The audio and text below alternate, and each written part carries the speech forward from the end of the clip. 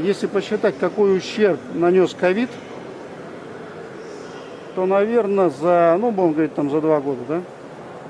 Ну, основная такая пандемия да. 2 года шла. То даже ее нельзя сравнить с ущербом, который был во Вторую мировую войну. Это в десятки раз больше. Зато выгодоприобретатели той же Big Pharma. Вы имеете в виду фармацевтические все компании? Компании, которые в основном находятся у нас там в Соединенных Штатах, это там колоссальное. Как-то вот так. То есть вопрос? Вопрос стоит. Да. Вопросы мы задаем, мы же передаем документы. Вот характерна реакция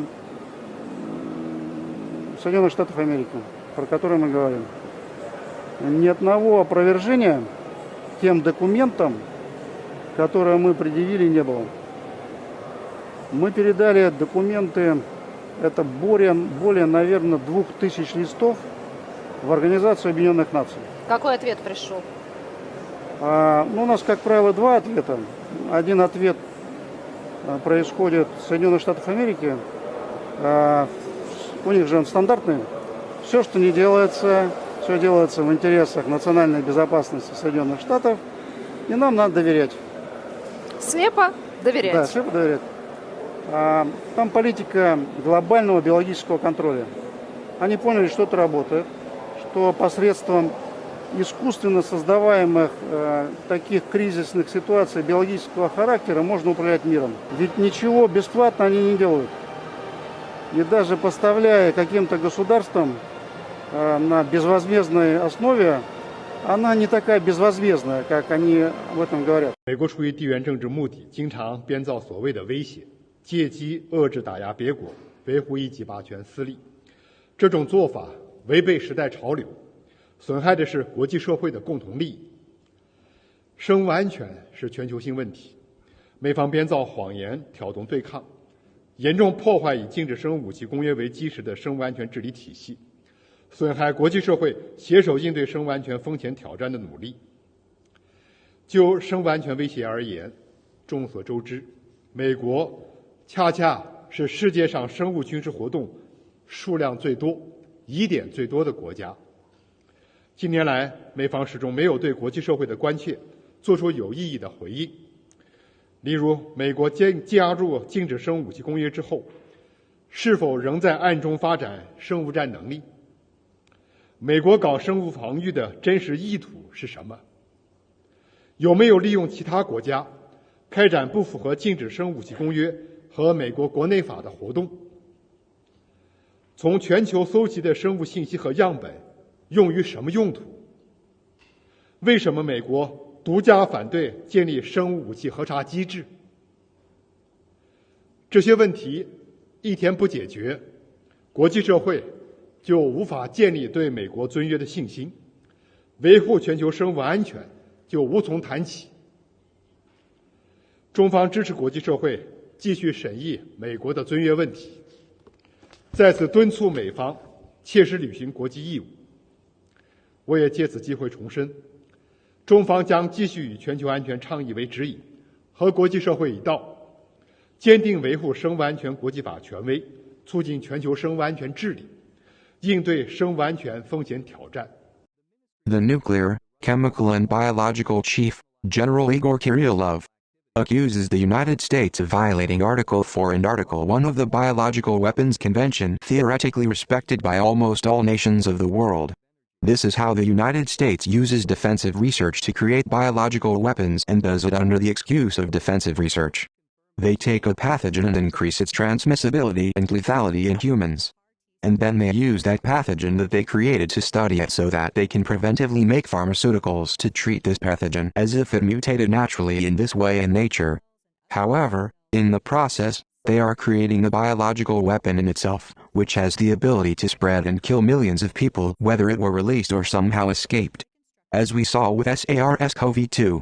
It was released and killed more than 7 million people worldwide. So you can say it's a biological weapon because it has the capability of a biological weapon.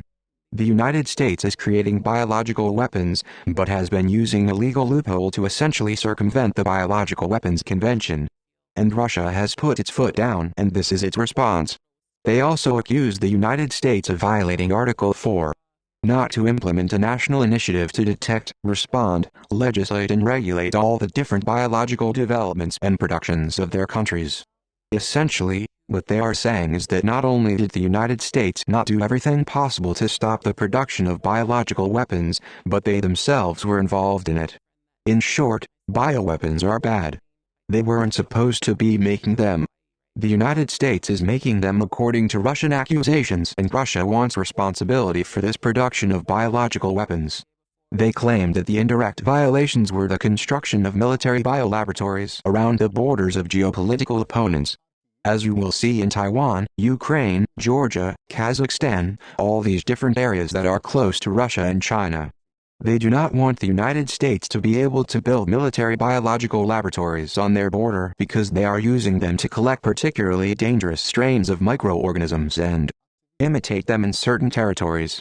This goes into the genome-specific bioweapons that are in production now, as you may have heard from Robert Kennedy Jr. or the Democratic Congressman, Min Jason Crow.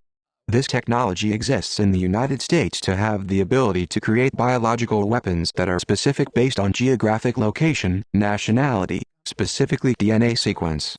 Therefore, they have the ability to basically ethnically cleanse populations. That is why Russia and China are not very satisfied with the laboratories near their borders, because they can study these endemic pathogens that they could use to eliminate their armies. Russia and China have predominantly Russian and Chinese individuals in their armies. The US military is very, very diverse. Homogeneous and ethnically cleansing biological weapons would have more significant capabilities against Russia and China than towards the United States. So this is the reason why the United States has sought to arm this war area, because it is extremely beneficial for them and extremely lethal for their enemies. So let's get into the real individuals, government entities and non-government entities that Russia has accused of being the main criminals behind this bioweapons and money laundering plot. Let's start at the top. They claim that the Democratic Party of the United States is the main ideologue behind this plot.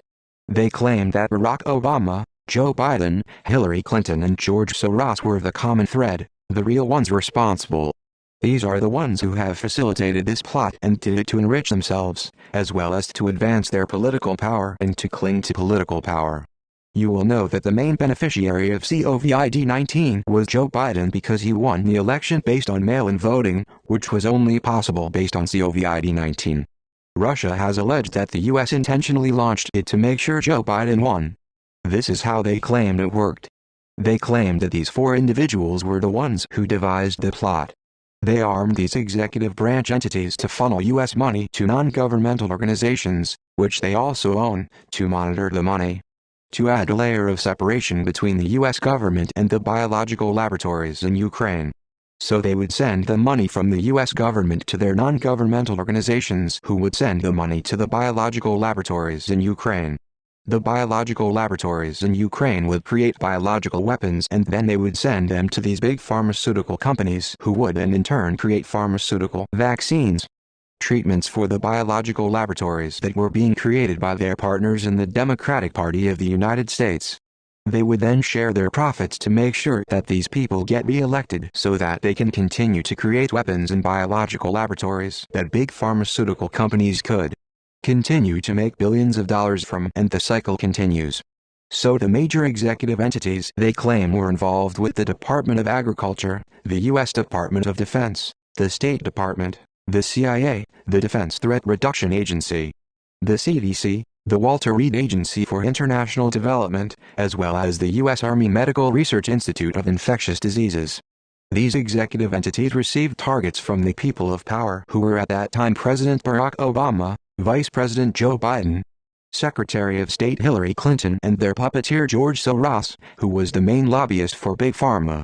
So he was sort of an intermediary between Big Pharma and the Democratic Party that were running the country at the time of Barack Obama's presidency. And they claimed that they armed these government entities to send money to these non-government entities. They had a lot of allowance. So all these different things that the United States was funding with their tax dollars were sent to these foundations that were owned by the ideologues themselves for the most part. Names like the Bill and Melinda Gates Foundation, the Clinton Foundation, the Rosemont Senecal Foundation, That is, the Hunter Biden and Joe Biden Foundation, the Open Society Foundations and the Soros Foundation, both belonging to George Soros, the U.S. Civil Research and Development Foundation, the Rockefeller Foundation, EcoHealth Alliance, and Pilot Growth. These are non-governmental entities where the money was essentially laundered from the U.S. government and then sent to the biological laboratories in Ukraine. They did it to try to create a layer of separation to prevent governments around the world from recognizing that the U.S. government is indirectly funding the laboratory in Ukraine. In the media they said that biological laboratories did not exist. The money was sent from these non-governmental organizations to the executors in Ukraine. This included the U.S. Embassy in Ukraine, the Scientific Technology Center in Ukraine, the Ukrainian Ministry of Defense, the Ukrainian Army, the U.S. Ministry of Health, the equivalent of their NIH. One of the big government contractor engineering company, the huge government contractor, engineering company, the same with CH2M Hill and then two medical companies, Medibiota and Skymount Medical. You will recognize Medibiota as Hunter Biden's biological laboratories company, owned by Rosemount Seneca, which is essentially Joe Biden's biological laboratories company, which according to Russia created COVID-19 and made Joe Biden president. So the goals of these entities were to develop selected elements of biological weapons, to use Ukraine as a biological laboratory site and to conduct clinical trials of new drugs. They would take their research and send it back to their friends at Big Pharma, Pfizer, Moderna, Merck, some others, Batal, Gilead, Dynport, Abbey, Parallel Act, Paraxel, Lilly and Company. All these big pharmaceutical companies were taking the research from the biological laboratories in Ukraine, they were taking money from the US government through these non-governmental entities. And they were making pharmaceuticals, vaccines, in quotation marks, so they could get rich, to the tune of trillions of dollars, hundreds of billions.